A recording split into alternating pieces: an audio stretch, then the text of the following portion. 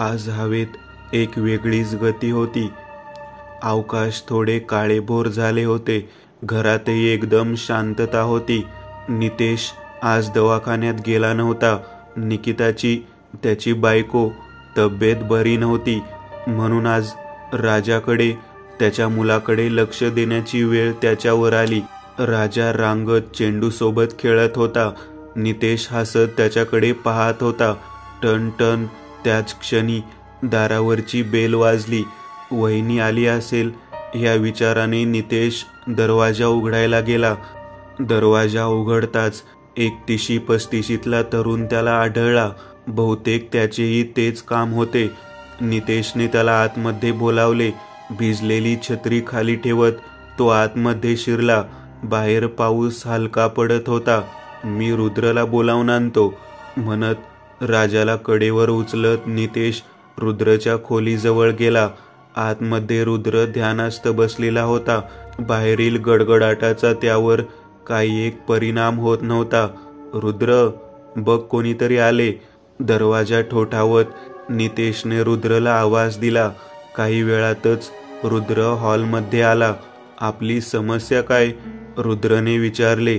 ती व्यक्ती बोलणार तोच रुद्र नितेशला म्हणाला. आज राजाही ऐकणार काय?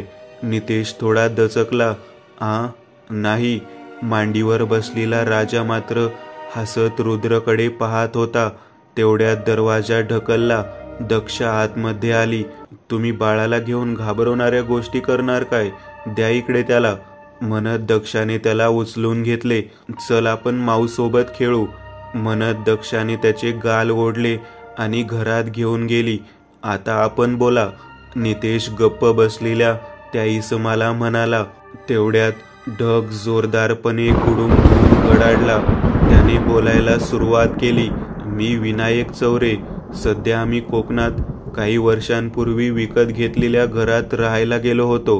कोकणातील सौंदर्य डोळ्याचे पारणे फेडावे असेच. हिरवळीने नटलेले छोटे छोटे डोंगर, रस्ते, पायवाट आणि त्याचे आजूबाजूचे गवत गावाला सुशोभित करत होते.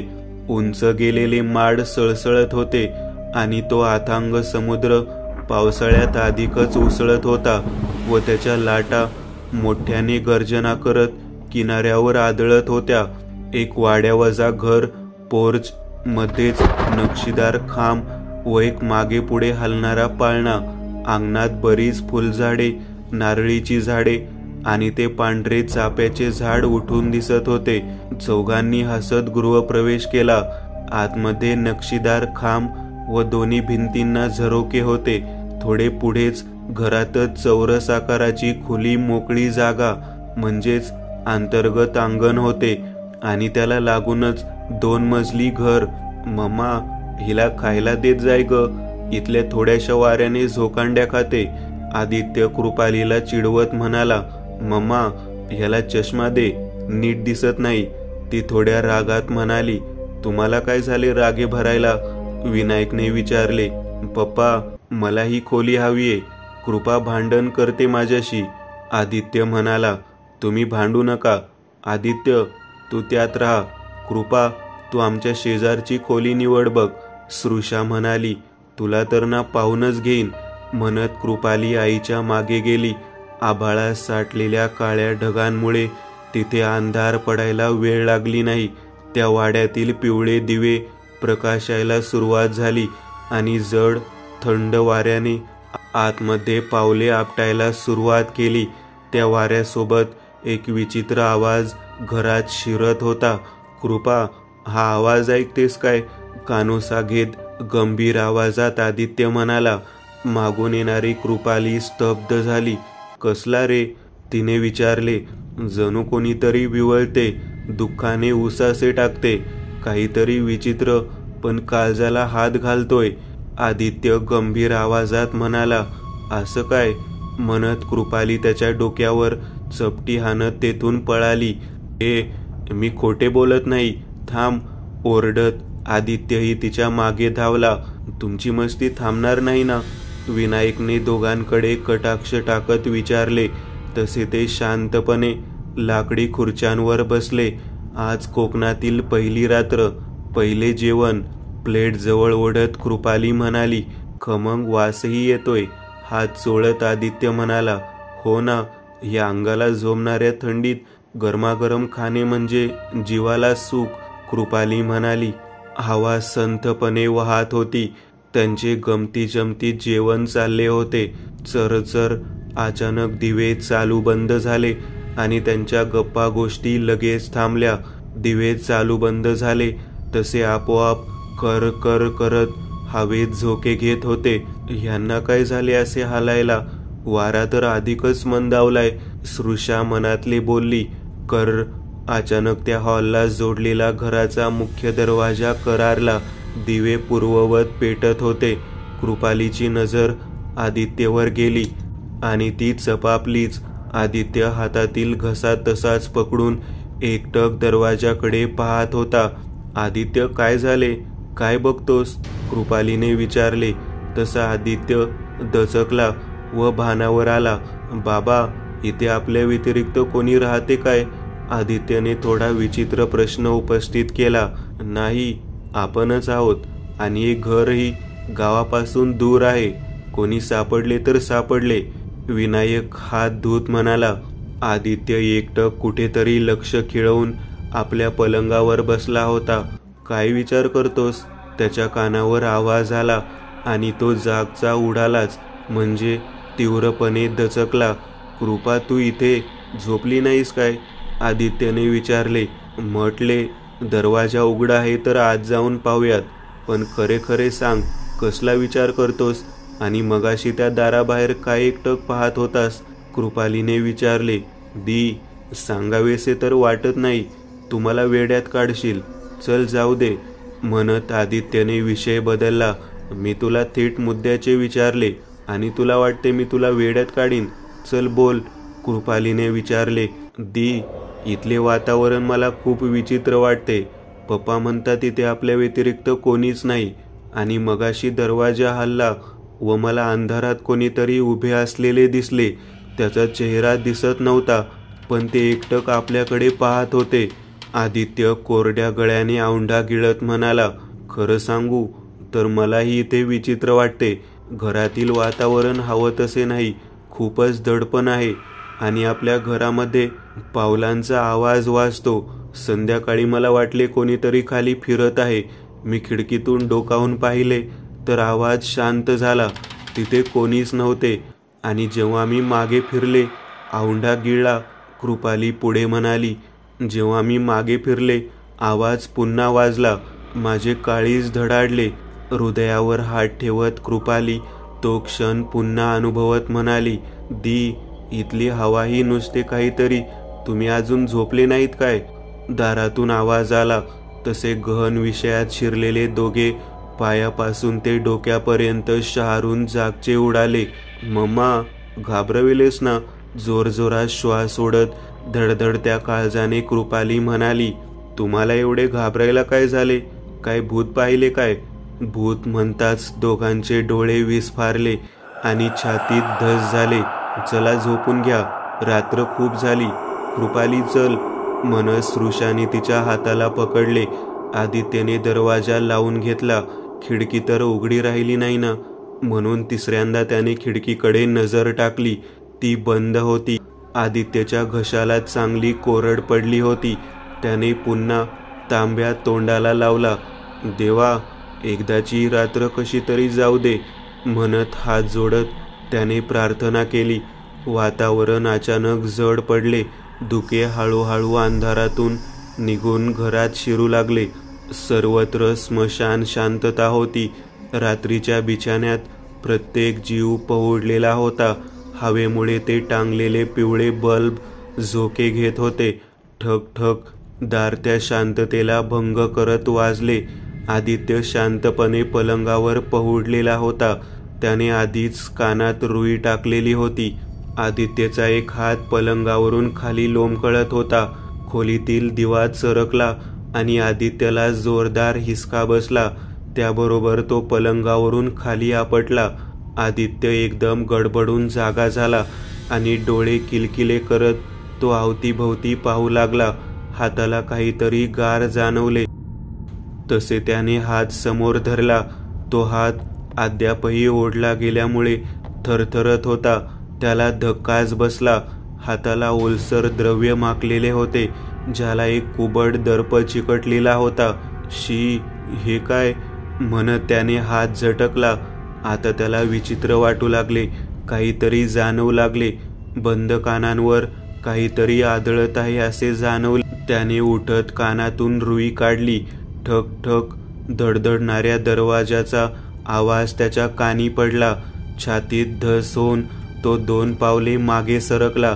ह्यावेळेस नक्की कोण असेल विचार करत त्याने घड्याळात नजर टाकली. रात्रीचे 10 वाजले होते. मी इतक्या लवकर झोपलो आणि उठलो. चेहरा वेडावाकडा करत तो विचार करू लागला.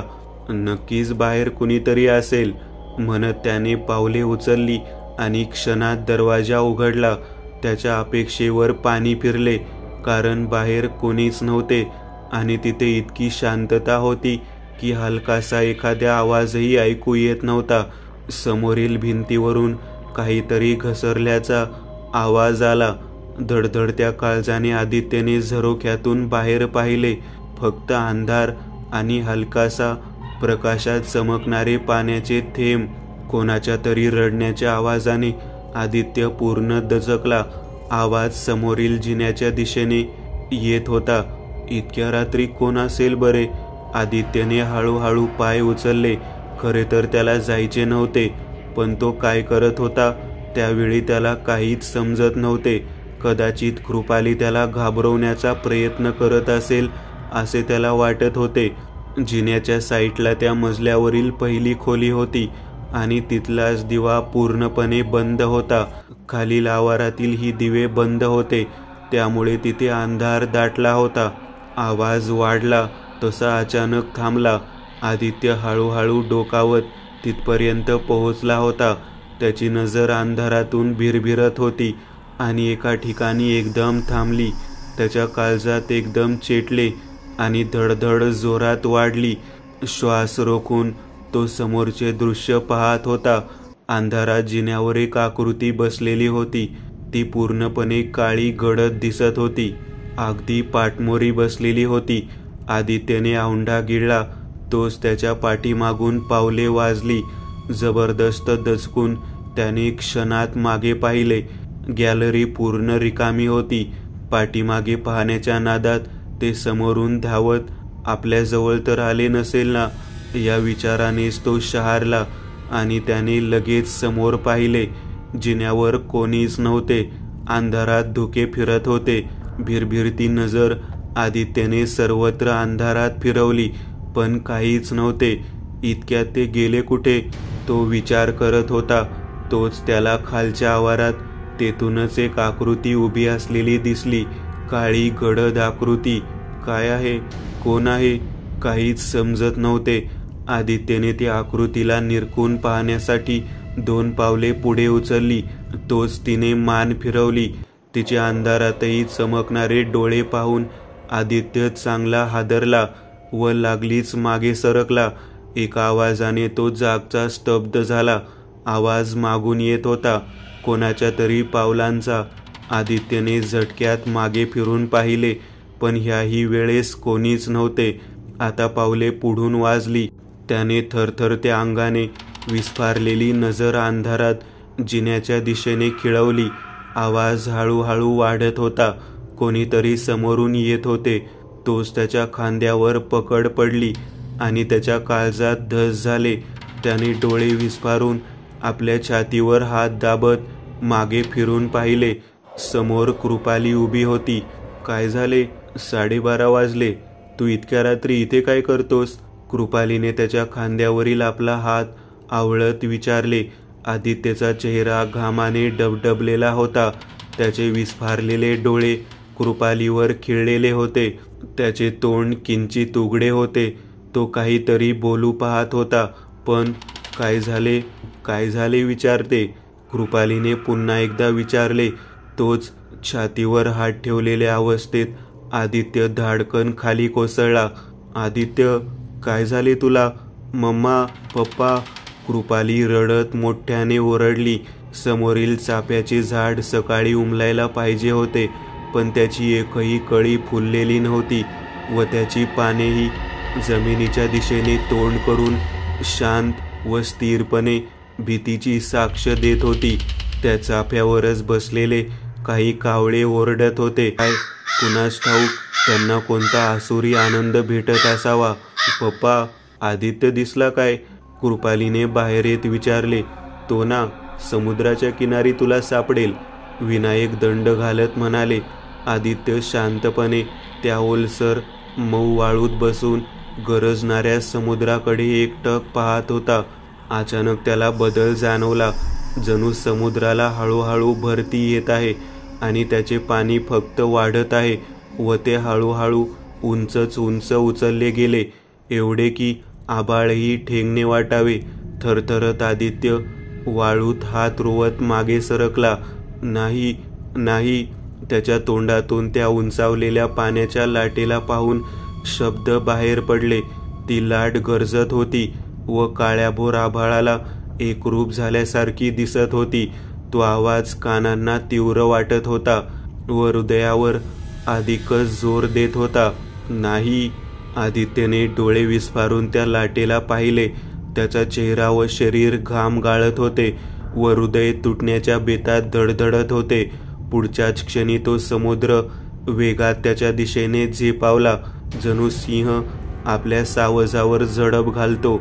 एक वेळ डोळे घट्ट बंद करून आदित्य ओरडला. काय झाले? कृपालीच्या आवाजाने आदित्य गडबडून शुद्धीवर आला. त्याने अवतीभोवती मान फिरव. समुद्र आपल्याच सीमारेषेत होता. परत भास झाला काय? कृपालीने विचारले. नाही दी, भास नाही. समुद्र माझ्या अंगावर जिवंत होऊन धावून आला होता. थरथरत्या आवाजाने आदित्य म्हणाला. बरं, समोर बघ.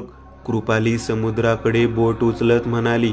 हळूहळू आदित्य शांत झाला. तिथे काही शेड्स होते. ते दोघे तिथे येऊन बसले. आदित्य, तुला काय होते मला सांग. हे सर्व भास होतात. नाही दी, भास नाही. काल रात्री ते घरात आले होते, अगदी समोर अंधारात उभे होते. भास नाही. थरथरत्या कापऱ्या आवाजात आदित्य म्हणाला. मम्मा, आदित्य खूप घाबरत आहे. लहान सहान गोष्टींना पाहून दचकून जात आहे. कृपाली म्हणाली. होय, माझ्याही ते लक्षात आले. तू काळजी करू नकोस. आज तो आमच्या खोलीतच झोपेल. सृषा म्हणाली. आई, एक विचारू? कृपाली अडखळत म्हणाली. होय बाळा. सृषा पलंगावर चादर पसरत म्हणाली. मम्मा, हे भूत असतात काय? पाल झटकावी तसे कृपालीने पटकन शब्द आपटले. सृषा हसली व म्हणाली. नाही नाही कृपा, हे सर्व अंधश्रद्धा आहे. आपण त्यात न पडावे हेच आपल्या हिताचे आहे. चल जा, झोप तू. हे दोघे येतच असतील. कृपाली काहीतरी विचार करत गंभीर मुद्रेने आपल्या खोलीत शिरली. या घरात नक्की काय आहे? आज मी माहीत करूनच राहीन, म्हणत ती आपल्या पलंगावर बसली. घड्याळातील काटा टिक टिक करत सरकत होता. रात्रीचे साम्राज्य सर्वत्र पसरलेले होते. बाहेर रातकिड्यांची किरकिर, कर्कश ओरडणे त्या रात्रीच्या शांत वातावरणात जणू काही मोठा गोंगाट करत होते.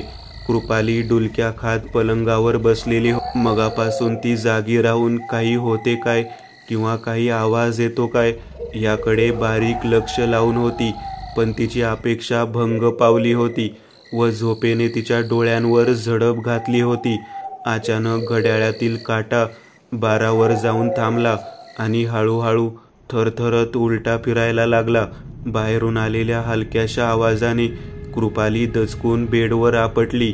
क्षणात तिची झोप चवताळली व तिने जड पापण्या किलकिल्या केल्या. नाही, मला झोपायचे नाही, म्हणत तिने नाईट स्टँडवरील पाण्याची बाटली उचलली व तोंडाला लावली. ती घटाघटा पाणी पेत होती. तोच बाहेर पावले वाजली. त्या आवाजाने कृपाली चांगलीच दचकली. तिचे शरीर थरारले आणि बाटलीतील थोडे पाणी खाली सांडले. तिने घड्याळात नजर टाकली. 12च्या आसपास काटा अडकून पडला होता. ती बेडवरून उठली तसा दिवा सर करून चालू बंद झाला. सेफ्टीसाठी तिने जवळील टॉर्च आपल्या बरोबर घेतली. आधी किंचित दरवाजा उघडून तिने बाहेर पाहिले. गॅलरी झरोक्यातून आलेले धुके फिरत होते. बाकी सर्व आवार मोकळा व जड शांततेने दाबला गेला होता. कृपालीने आपली पावले बाहेर उचलली. साय सन गार हवा घोंगावत तिच्या शरीरावर आदळत होती व घराला जोडून असलेल्या एखाद्या झाडाची पाने सळसळताना आवाज तिच्या कानी पडत होता. तेथील हवेत कडवट धूळ उडालेली होती, पण का समजत नव्हते. कृपाली जसजसे आपली पावले पुढे उचलत होती तसतसे एक विचित्र आवाज तिच्या कानी पडत होता. जणू काहीतरी रेंगत तिच्या बरोबर चालत होते. 2-3 थेंब खाली टप टप पडल्याचा आवाज तिच्या कानी आला व शहारून तिने डोके छताच्या दिशेने उचलले. तिने काहीतरी हेरले. तोच लाईट बंद झाली. तिथे मिट्ट काळोख पसरला. थरथरत्या हाताने तिने विजेरी सुरू केली व छतावर तिने प्रकाश टाकला. मगाशी तिने नक्कीच काहीतरी काळपट पाहिले होते, पण आता तिथे काहीच नव्हते. भास झाला, पण तिचे डोळे विस्फारले. तिने बारकाईने छतावर पाहिले. छतावर ओलसर हाताचे व पायाचे ठसे उमटलेले होते. धडधड. हळूहळू. आता कृपालीचे काळीज आपला वेग वाढवत होते. मी पुढे जाऊ किंवा खोलीत परत जाऊ ह्या विचारात असतानाच तिच्या तोंडावर हवा आपटली. जणू कोणीतरी वेगात समोरून गेले असावे. तिने उजेड समोर टाकला. तिथे कोणीच नव्हते, पण छताला टांगलेला बंद बल्ब वेगात मागे पुढे झोके घेत होता. तिचे लक्ष समोर गेले. आदित्यच्या खोलीतून काहीतरी डोकावत असावे असे तिला क्षणभर वाटले. तिने विजेरी समोर ताणली, पण विजेरी अचानक चालू बंद झाली. कृपालीने त्याही स्थितीत पावले पुढे उचलली. ती हळूहळू चालत आदित्यच्या खोलीपर्यंत गेली. खोली चांगली व पूर्ण बंद होती. शिवाय आज आदित्यही त्या खोलीत नव्हता. फसली. कोणीतरी कृपालीच्या कानात कुजबुजले आणि पुढच्याच क्षणी तिच्या अंगावर काटा उभा राहिला. विजेरी ही वेळोवेळी दगा देत होती. तिने गोल गोल फिरत सर्वत्र नजर उचलली, पण काळोख इतका दाट होता की काहीच दिसत नव्हते. तोच तिला तिच्या हातावर गार स्पर्श जाणवला. तसे तिने दचकत मागे पळण्याचा प्रयत्न केला. समोर विजेरीचा उजेड फेकला, पण कोणीच नव्हते. हाताला मात्र ओलसर चिकट द्रव माकलेला होता. तिला आता जास्त वेळ तिथे उभे राहवत नव्हते. ती आपल्या खोलीच्या दिशेने पाय उचलणार. तोच कोणाच्या तरी रडण्याचा आवाज तिच्या कानी पडला आणि तिची पावले थबकली. तिने सावकाशपणे आपली पावले पुढे उचलली. काहीच अंतरावर तो खाली जाणारा लाकडी जिना होता. हातातली विजेरी काम करत नव्हती. कृपालीने आपली नजर भिरभिरवली. अंधारात तिला नीटसे काही दिसत नव्हते. ती लाकडी जिन्याच्या अगदी जवळ जाऊन थांबली आणि अचानक तिची नजर जिन्यावर गेली. एक काळपट आकृती अगदी तिच्या जवळच पाठमोरी शांतपणे बसलेली होती. धस. कृपालीचे त्या आकृतीला पाहताच काळीज धडाडले आणि तिचा श्वास अडकला. तिला दरदरून घाम फुटला. ती 2 पावले मागे सरकली. तिला अचानक काहीतरी विचित्र जाणवले आणि ती वेगात मागे फिरली. तोच हवेत इतकासाही आवाज न करता एक काळपट आकृती तिच्यावर येऊन धडकली आणि पुढच्याच क्षणी एक मोठी किंकाळी फोडत कृपाली जिन्याच्या पायरीवर आपल्या डोक्यावर आपटली. धाड धप घरंगळत ती खाली जाऊन स्थिरावली. तिच्या हातातील विजेरीही निसटून पडली. कृपालीची किंकाळी इतकी मोठी होती की विनायक, सृषा व आदित्य दचकून उठले व एकमेकांकडे पाहत वेगात धावले. घरातील दिवे पूर्ववत झाले होते, पण ते जोरजोरात हालत होते. हवा जोरदार घोंगावत होती. विनायक धावत कृपालीच्या खोलीकडे गेला. सोबत आदित्यही होता. त्यांनी धाडकन दरवाजा लोटला, पण त्यांना धक्काच बसला. खोली पूर्ण रिकामी होती व कृपाली तिथे नव्हती. ते दोघे मागे फिरले व वेगात धावले. त्यांना जिन्याशेजारी सृषा एखाद्या मूर्तीसारखी स्थिर उभी असलेली दिसली. आतापर्यंत दोघेही वेगात धावत तिथपर्यंत आले. सृषाच्या डोळ्यात पाणी होते व तोंड आ वासलेले होते. काय झाले मम्मा? आदित्यने विचारले. तोच त्याची नजर जिन्याच्या पायथ्याला गेली. तिथं रक्त सांडलेले होते आणि पेटणारी विजेरी स्थिर पडलेली होती.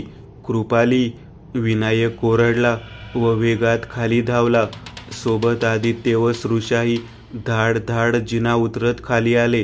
त्या सांडलेल्या रक्तापासून टाईल्सवर रक्ताचा एक माग उमटला होता. जणू कोणीतरी तिला वेगात ओढत नेले असावे. कृपा, थरथरता कापरा आवाज सृषाच्या तोंडातून निघाला आणि ती त्या रस्त्याच्या पाटाच्या मागे धावली. सोबत विनायक, आदित्यही वेगात धावले. एक वळसा घालून ते हॉलमध्ये आले. तेथील नक्षीदार फरशीवरही किंचित रक्त सांडलेले होते आणि तो माग कर्कशपणे वाजणाऱ्या उघड्या दरवाजातून बाहेर गेला होता. ते तिघेही वेगात घराबाहेर पडले आणि पोरच्या 2-3 पायऱ्या उतरून अंगणात आले. त्यांचे पाय जागीच खिळले व धापा टाकत धडधडत्या काळजाने ते समोर पाहू लागले. ते अंधाराने भरलेले वातावरण एकदम जड पडलेले होते. धुके विरळ असले तरी ते आपले राक्षसी रूप लपवत नव्हते. हळूहळू हलणाऱ्या चाफ्याच्या फुलातून रक्त थेंबाथेंबाने खाली गळत होते आणि तिथेच त्या चाफ्याच्या खोडापाशी कृपाली पडलेली होती. झाड हळूहळू थरथरत होते. जणू ते काहीतरी भयान गुपित उघडे करून पाहत होते. माझी कृपा. सृषाच्या भरलेल्या गळ्यातून शब्द बाहेर पडले आणि ती एक एक पाय मोजून टाकत पुढे सरकली.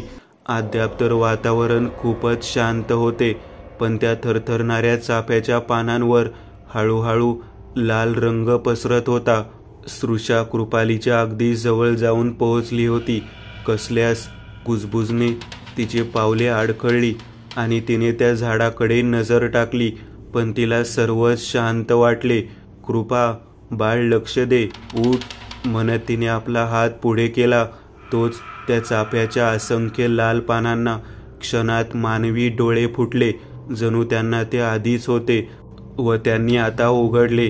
विनायक व आदित्य एकदम शहारून उठले. धडधडत्या काळजाने ते 2 पावले मागे सरकले. तोच त्या चाफ्यावरील पांढऱ्या फुलांनी मोठ्याने किंकाळी फोडली. ते झाड जणू सृषावर वार करण्यासाठी झुकले आणि ती पांढरी पिवळी फुले एकसारख्या कांठाळ्या बसविणाऱ्या किंकाळी फोडू लागली. झाडाच्या मागून पाने उडवत जोरदार घोंगावत हवेचा झोत आला आणि सृषाला जणू कोणीतरी पकडून फरफटत फेकून दिले. ती दूरवर जाऊन खरचटलेल्या अवस्थेत विवळत पडली. मम्मा, आदित्य ओरडला व सृषाच्या दिशेने धावला. विनायकही वेळ न दवडता पुढे सरकला. थरथरत आपल्या खरचटलेल्या जखमांना पकडून सृषा उठली. तिघांचेही लक्ष त्या जिवंत झालेल्या व आपोआप एखाद्या माणसासारख्या हालचाल करणाऱ्या चाफ्याच्या झाडावर खिळलेले होते. ते आता शांत होते, पण असे काही वेडेवाकडे डोलत होते की जर का त्याची मुळे जमिनीत रुतलेली नसती तर ते आताच त्यांच्या अंगावर धावून आलेले असते. तिथे एक वेळ तीव्र शांतता पसरली. त्यांचे हृदयाचे ठोके त्या घोंघावणाऱ्या वातावरणाला साथ देत होते. कडकड त्या शांत वातावरणाला भंग करत एक आवाज घुमला. निश्चित पडलेल्या कृपालीच्या शरीरात आता काहीतरी हालचाल होत होती.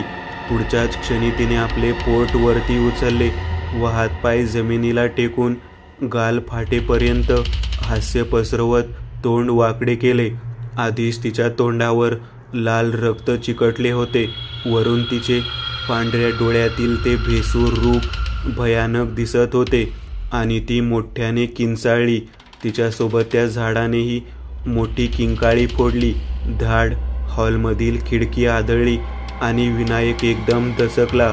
रुद्र व नितेशही सर्व ऐकून थोडे कंपित झाले होते. जवळजवळ संध्याकाळचे 6 ते 6:30 दरम्यान एक कार त्या वाड्याच्या आवाराजवळ येऊन पोहोचली. तिथे हवा जोरदार होती व अवकाशात काळे ढग गर्दी करून होते. रुद्र व नितेश कारमधून बाहेर पडले. नितेशने डिकीतून सामान काढले. रुद्र त्या घरावर नजर खिळून होता. सुंदर आखीव रेखीव होते ते. नक्षीदार खांब समोरच स्वागताला उभे होते आणि पाळणा वाऱ्यामुळे किंचित मागे पुढे हालत होता. चल, बॅग हातात घेत रुद्रने घराच्या दिशेने पावले उचलली तरी ते निसर्ग थैमान घालत होता. जेव्हा दोन शक्तींचा आमनासामना होत असेल तेव्हा असे घडत असेल कोणास ठाऊक. हातातील सुटकेस सावरत नितेशने 2 पावले उचलली, पण अचानक तो जागचा थबकला. त्याची नजर हळूहळू त्या चाफ्याच्या झाडावर गेली. विनायकने सांगितलेला सर्व प्रकार सावकाश त्याच्या डोळ्यापुढे सरकू लागला. तो आत्ताच डोळे उघडेल काय? त्याची फुले आत्ताच किंचाळतील काय? नितेश श्वास रोखून पाहत होता त्या चाफ्याकडे आणि तो चाफाही जणू एकटक त्याच्याकडे पाहत होता. ते झाड असे काही हालत होते जणू ते श्वास ओढत आहे. नितेश! नितेश त्या हाकेने दचकला. रुद्रने पोर्चमधून आवाज दिला होता. सावकाश चाफ्यावरून नजर काढत नितेश पुढे सरकला. तो 2 पावले चालला नाही. तोच त्याने झटकन मागे वळून पाहिले. त्याला क्षणभर वाटले होते जणू एखादी काळपट सावली त्या चाफ्याच्या बुंद्या आडून डोकावून पाहत आहे. पण भास झाला असेल कदाचित. आणि वातावरणही चांगले काळवंडलेले आहे. जणू ते लगेच अंधाराचे राज्य पसरवून पाहत आहे जेणेकरून तो आपला खेळ सुरू करेल.